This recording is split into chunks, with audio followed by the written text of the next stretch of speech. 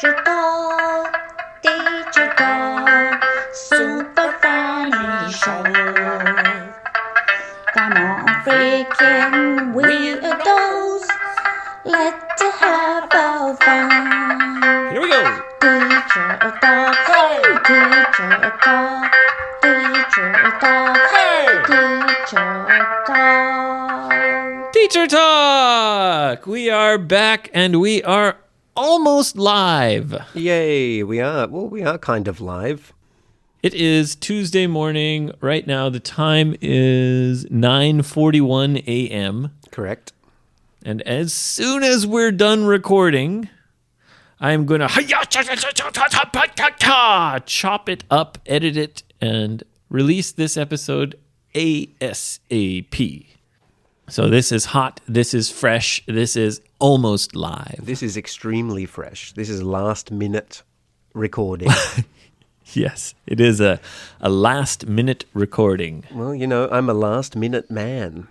You sure are a last minute man. That's how I've always been. Yes, you're giving me anxiety. I do my best work at the last minute. Prove it by giving me the best podcast you've ever done, last minute, right now. Easy. I take pressure and I use it to motivate myself. That's the secret of a last minute man. How about use the pressure to motivate yourself to schedule an earlier recording session? That would be awesome. That could be done also. There's different ways to utilize pressure. Yes, well, as they say, pressure makes diamonds. Yeah, it does. So if you want to be a shining, sparkly diamond, you must have pressure. You must have pressure, yes. Anyway, I've got a bit of an update. I used the Okinawan intro again because it's stuck in my head. It's stuck in your head. It's an earworm. I've been kind of singing it for the last few weeks, like, teacher talk, hey, teacher talk, when I'm holding my baby. Super funny show. I'm bouncing her. You're raising your baby to be the next generation of Teacher Talk host. Wouldn't that be cool? Yeah, I guess so. It's kind of, as you said, it's kind of an earworm, that song. It gets inside your brain like a musical worm and stays there. And it just plays over and over inside your head. But in a nice way, this song. Yeah, it has a nice Okinawan feel. It's beautiful, yeah. Now, here's the update. Oh, okay. What's the update? Ben, you were right. It's true. The Okinawan string instrument, the sanshin, Yes. is often made with snakeskin. Yeah, that's so cool. I spoke to Lady in the Sky, and I spoke to another Okinawan student and listener, and they told me a little bit about Okinawan music culture and the sanshin. Oh, that's the nice. String instrument. You've been doing some research. Mm-hmm. So, as I said, it is true. Traditionally, as you said, the drum part of the instrument, which means the big part of the guitar. Yeah, the big hollow part. The big hollow part, yeah, often is covered with snakeskin. Yes. And yes, it is true.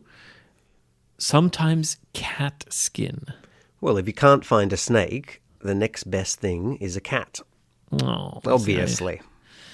I hope it's like an old cat that died naturally. No, you need a young skin, so it's kind of bouncy and fresh. So you get that plung, plung, plung, plung. Oh, come on. But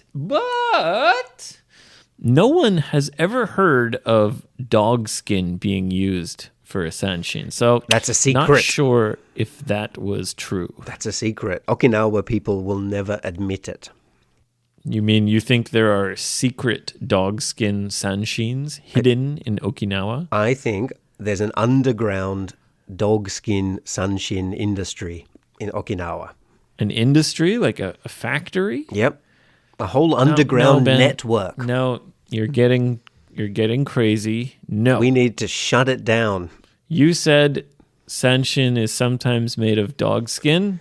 Yeah, I did. Both Lady in the Sky and Okinawan listeners told me, no, never heard of a sanshin made of dog skin. Well, there are reports. Maybe it's very rare. Okay.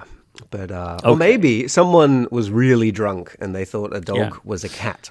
Maybe you're right and the Okinawan people are wrong. Anyway. As usual. Because the teacher is never wrong. Okay. Anyway, these sanshins, you can get them cheap if the snakeskin is fake. Well, yeah, I wouldn't want real snakeskin. But people living in Okinawa, almost everyone knows how to make their own sanshin. No way. Yeah.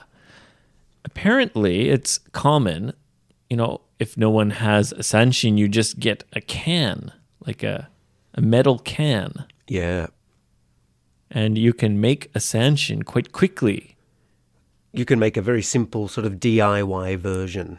Yeah, a DIY string instrument. And she said that in every family, there's usually a few relatives that can make a sanshin, DIY.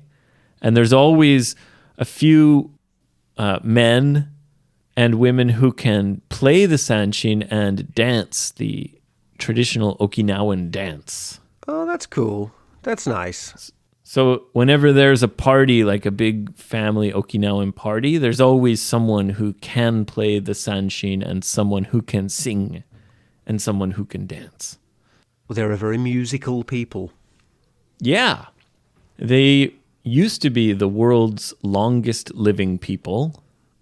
They got knocked off the top. Yeah, I don't think they are anymore, but part of the reason was this culture of music and dance and, activity, outside activity. That's the reason they don't live so long anymore. They were doing too much. No, the reason they don't live so long is the American diet becoming popular. Disgusting. Hamburgers. Unfortunately. Chips. Yeah. Yeah. And it's difficult to dance when you're a big, fat, greasy person. You have to be a belly dancer. Yeah. A new instrument. Just slap your big American belly. Slap your belly for drums like you do to your dog? Yeah, that's right. Got my dog drum. That's my traditional instrument. Anyway, that is the update about Okinawan music culture and the Okinawan string instrument, the sanshin, which was heard in our intro music. Lovely. I'm hoping to visit Okinawa soon, as soon as possible. Oh, it's great. This Go and year. visit Yoshi. Yeah, maybe I will drop in on old Yoshi. Yeah. Down there in the beautiful tropics. I'm thinking of a tropical holiday every day. And I'm trying to plan with my wife somewhere to go. I've been looking at Guam. It looks very interesting. It's kind of expensive. Is it really? Everything's in American dollars. Yeah, that's what's interesting about it. Because it's not technically an American state. It's an American territory. Yeah, it's under control of America. Yeah, so like food and stuff, going to a restaurant is expensive. You got to pay in American dollars. It's like Hawaii, kind of. Yeah, like Hawaii. It's like little Hawaii. Maybe. I've never been to Guam. Some people have said it's pretty cool, but I would prefer to just go to Southeast Asia. Yeah, Southeast Asia, you definitely get more bang for your buck. You get more value. More culture, better food, cheaper. It's cheaper. It's cheaper. I just think about taking young children somewhere. I want to go somewhere, safe. Sure. My kids are not ready. Kids are not ready for the dangers of Southeast Asia. It's not dangerous at all. It is. You might step on something on the street, and then you have to find a hospital. That's what I'm worried about. Them getting some kind of, infection or sickness or fever, which happens a lot in Southeast Asia. It's happened to me. That's true. You have to be careful about drinking the water. Yeah. And also about mosquito bites because you could get malaria. Especially mosquito bites. I heard a statistic that malaria, the disease that's carried by mosquitoes, has killed more people in history than anything else. Yeah, I've seen that too. Mosquitoes are the deadliest creatures by far. You think every creature's deadly. Mosquitoes, yeah, they kill, indirectly. They kill more than anyone. They do, yeah. And that was interesting. And especially if you look at history, they have killed far more people than any other cause of death. Yes, they have. So be careful, everybody. But at least there's no mosquitoes at the moment, and the ones in Japan are quite safe. Although I've been seeing a few insects appearing around my house. So that means spring is coming. A couple of birds in my garden tweeting away. Oh, yeah, I got birds in my garden too. I love to see birds in the garden. It's very exciting. I was outside. Except crows. Oh, I love crows. Crows can just fuck off. I don't mind crows. It's loud, obnoxious crows. They're the beautiful hell birds, dark as night. I like them, except when they open my rubbish bags. But right. I was in the garden this morning shoveling my bags of dirt. And yeah. Are you still doing that? Yeah. Throwing away one bag of dirt a time? Yeah. Well, I'm doing four per week at the moment. So 2 bags on every garbage day? Yeah, 2 bags per garbage day. And I think I should be finished within the month. Maybe, when I tear up all the roots in my garden, yes, I'll need some extra dirt. When are you going to tear up all the roots in your garden? I don't know. When are you available to come and help me? You need a root man. Well, you did such a great job with your garden. I thought perhaps you could help me with mine. Flattery will get you nowhere, my friend. Flattery will get you nowhere. It means you can give me compliments, but I'm not going to help you. I'm not going to do what you want me to do just because you gave me a compliment. Yeah, just saying nice things is not enough. Flattery will get you nowhere. Although it is true, I am probably the number one root digger in the Sendai metropolitan area. And I do have some good tools for the job. Ben, so I know what you're doing. What? What do you think I'm doing? And it's unacceptable. What am I doing? You're saying I'm the best root digger and I have the best tools for the job. Number one. Ben is trying to make his friends in Australia laugh by secretly telling a joke in the podcast. Oh, because of the local meaning of root. Oh, you weren't doing it on purpose? No, I wasn't doing it on purpose. That joke would be lost on most people. None of my friends in Australia are listening here. So root in Australia, it's a verb, right? To root. Yeah, to root. It means to have sex. Yes, it does. It means to have sex. How do you use that slang? For example, did you root that girl last night? Right. That means like, did you have sex with that girl last night? And then you might say, yeah, I rooted her all night. Okay. I rooted her. Can you say a root? We had a root. I think some people say pulled a root, which means they were successful in picking someone up. Oh, I pulled a root last night means I went out and met a girl and we went home together. Right. It was a good night. I got on the piss and pulled a root. So that's Australian for I went out drinking, Yep. met a girl, and we spent the night together. That's right. Magical. I got on the piss and pulled a root. Got on the piss and pulled a root. Yes. Jeez, Australian slang is so strange. Under the stars, we made love in the bush. So I thought you were joking that saying, oh, I'm the best root digger, like I'm the best at sex. Well, and I have the best tools for the job. I'm not. You have a superior penis. You've just got a sick mind and you think well, about... no, because I know the Australian slang for root.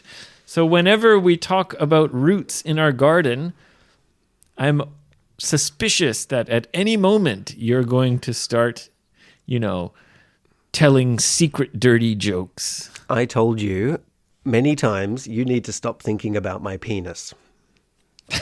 I'm not thinking about your penis. Everything leads back to my penis with you. So it wasn't a joke? It was just by chance? It was just by chance. I guess I should have said I'm pretty good at pulling roots. That would have been a good joke. For Australians. Yeah, I wonder how our Australian audience is developing. Let me try to say a Australian slang joke. Okay, go ahead. Let me give it a shot. Here I go. Oh, I'm an Aussie guy, a bloke. That's Get me. yourself I'm from Australia. There you go. So now I'm going to say what you said. Well, I'm the best at pulling roots, and I've got the biggest and best tool for the job, mate. Secret funny slang joke for my Aussie friends. Crikey. The crikey, the crikey was the cherry on top. That was beautiful. That made me homesick for a moment there. Oh, thank you. Yeah, Oscar-winning performance. Anyway, there are many, many roots to pull in my garden, Ben. So why don't you come over and let's pull some roots together? Yeah, sure.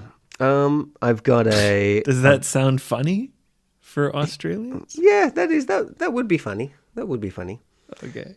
So I've got several garden hose.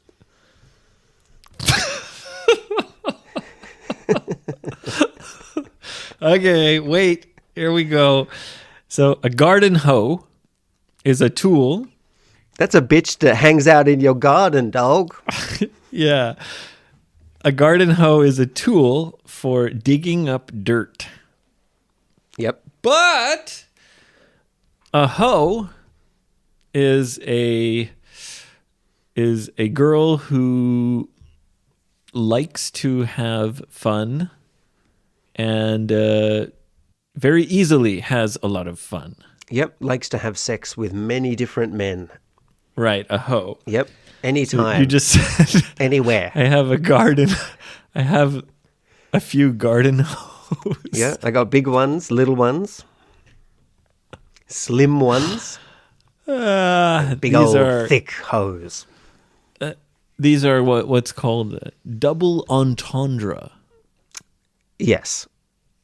Two meanings. You're saying a word that has two meanings, and one of the meanings is dirty, and it's like a secret little dirty joke. A double entendre. That's right. Yeah.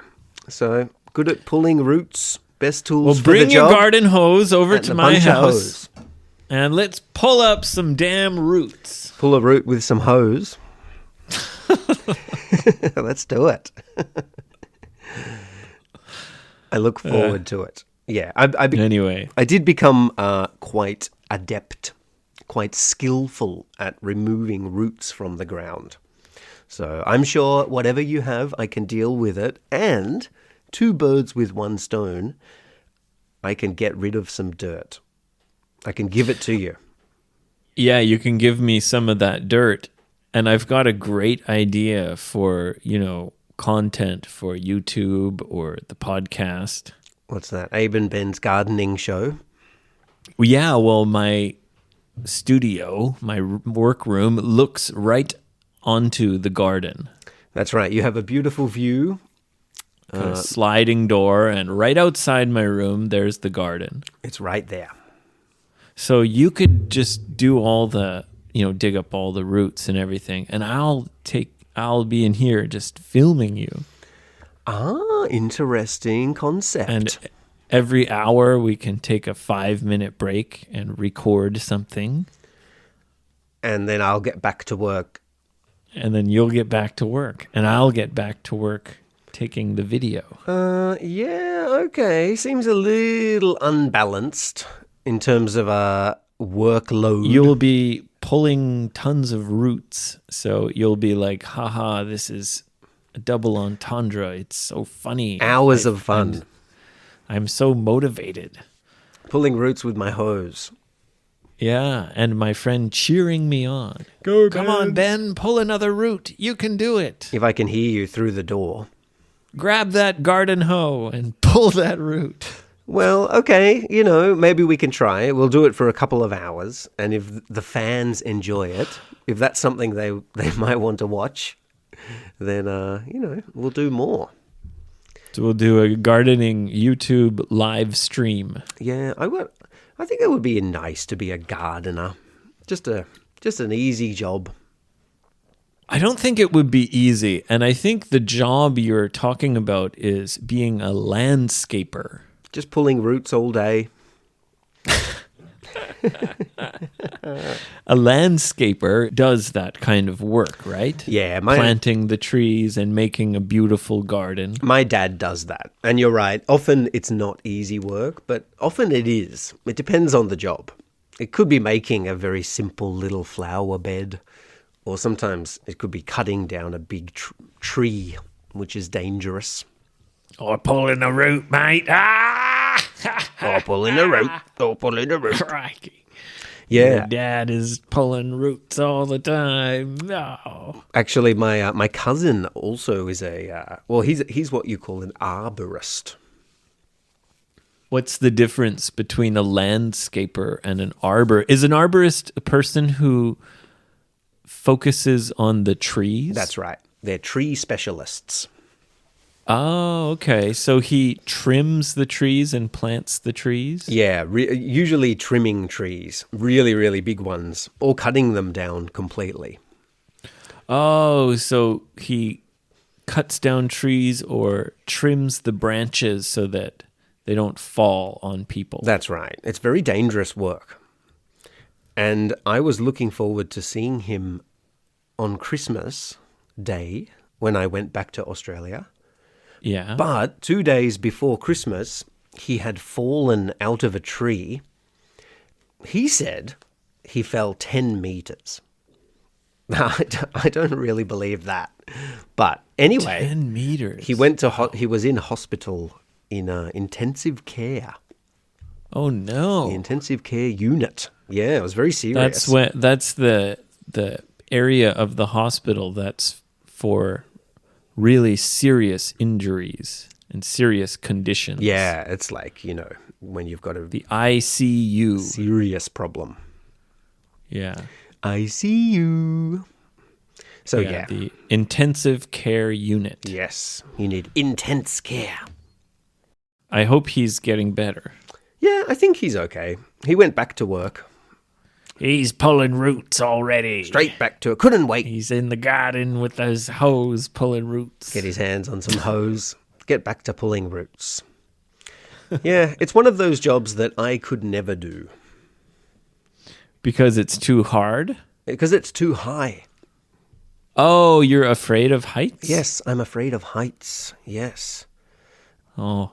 Terrifying. I'm not afraid of heights, but I would never do a job where I have to, be so high up, even though I'm not afraid. I just know that it's, I'm clumsy. You are. I'll probably fall out of the tree on my first day. It's just a matter of time. It will happen. Yeah. Not if, but when. Exactly. Yeah. So, that's a dangerous job. But so you wouldn't work a job involving heights. I don't think so, unless there was some like really good safety system where I felt like super safe. A special safety system just for you. Yeah, like, okay, everyone use this normal safety system, and Abe, here's your safety system. Abe? And it's like an extra 2 safety things. Turbo Safe 5000. Like if one fails, then the other one will save me. Yeah, a backup safety system. Yeah. Oh, okay. You wouldn't work heights unless you had that system. But would you do a dangerous job? Have you ever done a dangerous job? I mean, I've worked in warehouses with huge, heavy boxes, like appliances. Well, that's fridges, dangerous. freezers, stoves. When they're stacked up, like, 4 fridges all stacked on top of each other. That could easily kill you. So looking back, I think, oh yeah, that was dangerous. Also doing deliveries of heavy home appliances. Sometimes it's winter and you're on someone's like icy stairs. Oh, God. And you're pulling this like 200-pound refrigerator up the stairs. And I've hurt myself a few times in situations like that, but not super bad. Yeah, I get that is a dangerous job. Moving furniture. Well, not furniture, appliances. Like fridges and washing machines. Exactly. Home appliances. Home appliances. Oh, okay. And in Canada, the home appliances are so much bigger and heavier than in Japan. Yeah, it's the same in Australia. I guess what Big, huge refrigerators. But- big, huge freezers. I've found, although that's true, the Japanese doorways and staircases are narrower. Oh, yeah, they're terrible. I would hate to be a delivery person for furniture or appliances in Japan. They're so narrow. Yeah. I remember when you helped me get this couch, which I'm looking at next to me. We got this from somebody's very, very narrow apartment complex. Yeah. And we carried it down the stairs vertically, I think. It was didn't horrible. we? It was horrible. Yeah. It took some thinking. And then we carried it all the way to your house. Yes. We didn't even have a car. No. 2 guys going down the street carrying a big sofa. We got our sofa. Happy as Larry. Yeah. That's a good sofa. Now it's in my freezing studio. Well, I can't wait to visit your house again. It's been a while. I can't wait to have you. Yeah, you'll have to come over soon. Yes, you can help me dig up some roots, and then we can go to your house and you can make me lunch. Sure. And then you can help me carry 1,000 kilograms of sand. Hey, sounds like a good trade. That's a good trade. Yeah. That's a good trade. I'll get rooty, you get sandy. Okay. All right, Ben. Well, let's wrap it up. Thank you for doing this emergency last-minute podcast. No, well, thank you, because I'm the reason we had to do it. That's true. But thank you anyway. And next time we record in person, I have a few things prepared for you. Oh, exciting. I always look forward to these surprises. Yeah, I have a video I want you to watch and get your reaction. It's not a dirty video, is it? Of course not. Well, of course not. I'd expect it to be. And some other stuff prepared. So next time, let's meet up face to face, man to man. Let's do it.